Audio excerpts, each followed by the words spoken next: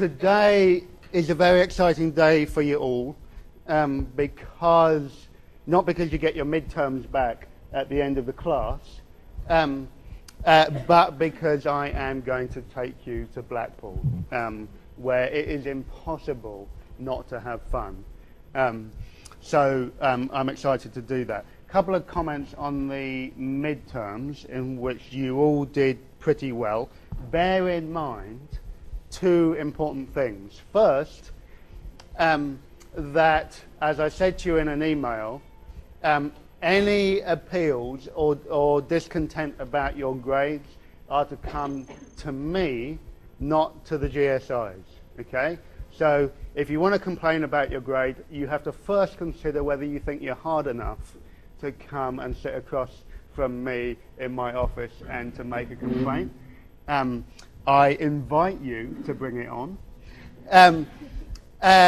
No, I'm seriously, I'm quite open-minded. Second thing that you should know is that I specifically asked the GSIs to grade harder for the midterm. Okay, I always do this. I always think that you need to be given a harder standard in the middle of the term, so that you get a more pleasant surprise at the end of the term. It keeps you engaged in the class, etc., etc. Couple of points, general points about the midterm. The first is the most general problem that people had with the IDs were not being specific enough about the significance. Will someone erase Jesus Loves You on that board at the back? It's very much annoying me. You weren't specific enough about the IDs, or you made like some general point that you didn't nail down. For instance, you know, that the Great Exhibition represented the triumph of liberalism. Sure, but be more specific. What do you mean by the triumph of liberalism? What do you mean about the liberalism that triumphed? What you want to say is it represented the triumph of a vision of a manufacturing-based economy prefaced around what free trade could achieve. Okay, so there's an example for you. Not surprisingly, even though I kept the very broad general questions off the exam and gave you much more focused answers, some of you continue to struggle with this term liberalism that you can be thankful that you'll hear less and less about for the rest of the semester. A significant number of you equated liberalism with the achievement of democracy and the pursuit of legal equality, legal and political equality. It's true that liberalism holds out the promise that legal and political equality will be achieved. But as I was at pains to repeatedly say in my lectures, it did so constantly on the basis of identifying specific groups who weren't quite yet ready for that, to reach that standard. Corey will be forgiven for coming in late because he just posted a Great Chemical Brothers track on the chat line. Otherwise, his head would be removed as a form of exemplary violence to you all. Last point I wanted to make about the midterm is that the people who did best in the exam developed an argument in their essay. Okay? That people who did worse in the exam tended to use the essay as a dumping ground for everything that they could remember about that specific subject.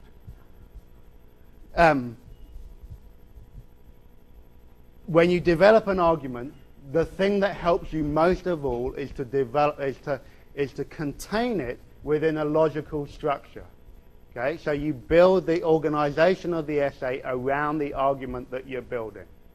Okay, so remember that for the final exam. You have to think in terms of how you are structuring and organizing the argument that you're seeking to develop.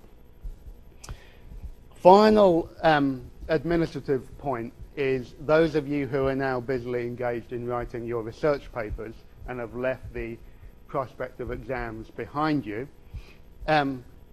remind you that next week in class is due the second exercise, which is the full bibliography of primary sources that you'll be using. From now on, every assignment that you have for the research papers has to be handed in a hard copy in this class.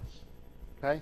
So those of you who are doing research papers, we're going to try and cut out the emails. You can email as well if you need, but we want a hard copy in the lecture, please.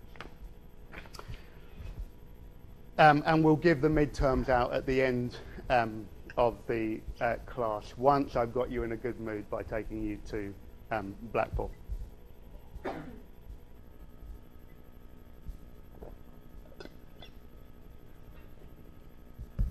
Let me go back just as you start writing.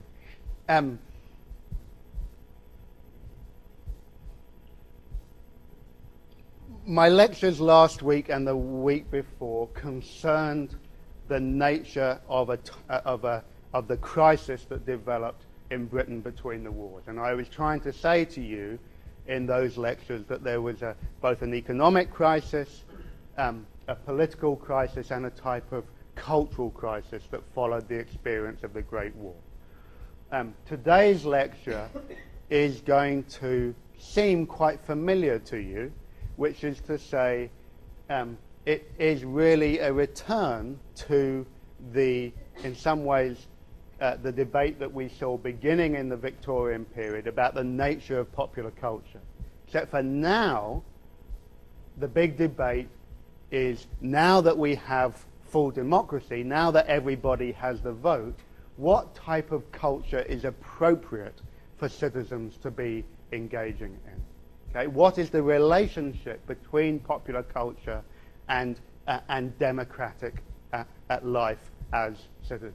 And as you see, just as the Victorians were concerned to develop new forms of rational recreation to try and make people better citizens, so in the earlier 20th century there are attempts to build new forms of leisure that will make people better and more worthy citizens of the new democracy. Which is to say that there is a structural similarity to the debates of the Victorian period, but I'm going to suggest to you today that there are really important and profound differences. Most importantly, rational recreation was designed to try and get people to improve themselves so that they could become fit and proper persons ready for the franchise. In the after 1928, everybody has the vote, okay? And that fundamentally changes the terms of the debate. Moreover, in the early 20th century, working people are beginning to see leisure as a new type of social right. Okay? They have the new right to vote, but they're now also asking for the right for spare time, for recreational time, for leisure. This begins just before the First World War. The Trade Union Congress begins the campaign for paid holidays in 1911, but it really escalates in the 1920s and 1930s. Throughout the 19th and early 20th century, basically it's only salaried workers who get 1 or 2 weeks holiday per year, paid holiday per year. Okay? Everybody else had no paid holiday at all. Increasingly, a number of countries in Europe especially began to extend the rights of paid holidays to workers. And the Trade Unions Congress, as well as the Labour-leaning newspaper that you're going to hear more about today, the Daily Herald, and the Daily Express, began a campaign to try and secure paid holiday for more people. And this results in the 1938 Paid Holidays Act, which results in 11 million people being able to have a 1 week's paid holiday per year. Okay?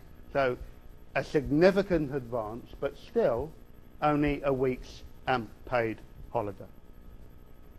So there's a new sense of leisure as a type of social and political right that emerges in the 20s and the 30s. But with that also comes the understanding that there are new duties and responsibilities for the adequate use of that leisure time. Leisure increasingly becomes seen as something that you have to do responsibly in order to become a good citizen of the new democracy. And so there were a number of campaigns and publications designed to try and make people use their leisure time in more socially responsible ways. And that basically meant being informed, being educated, being engaged, and being active.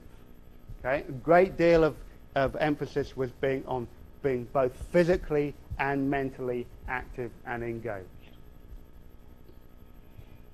The very worst thing that you could use your leisure time for was to kill time. Given the enormous numbers of people that were unemployed, hanging around on streets trying to kill time, that was seen as the worst possible way that you could spend time not working. Time should never be killed. It should always be used productively. Now, all of this was important because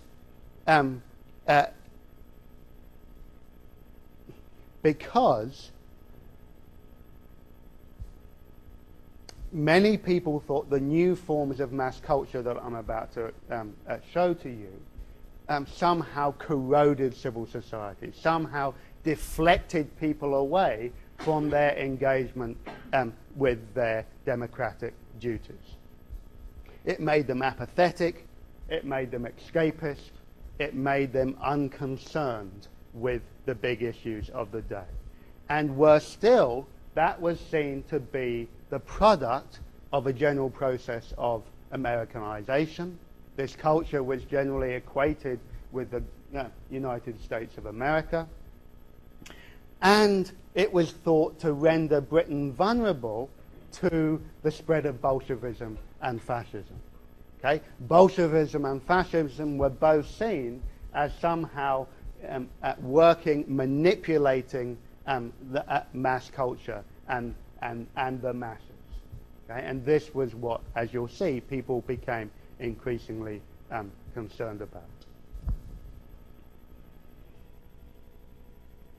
So I'm going to spend a little time now just talking about how culture takes on new mass forms. And I'm going to do this very quickly because the far more interesting stuff is in the next two sections of the lecture.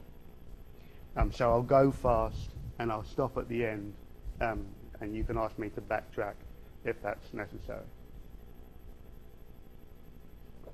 First thing to say is that obviously in the 1920s and 30s, you get new forms of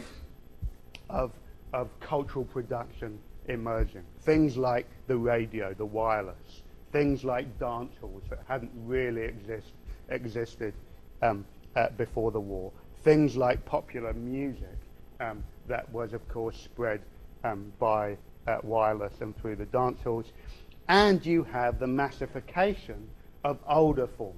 So the cinema had been around, for basically a decade before the First World War, but it takes on a new mass form.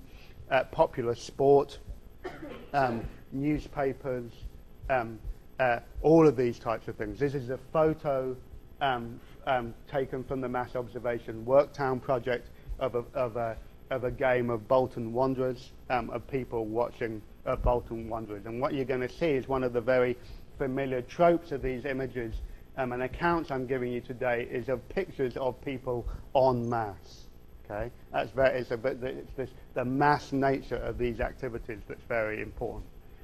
Average attendance at First Division soccer games had reached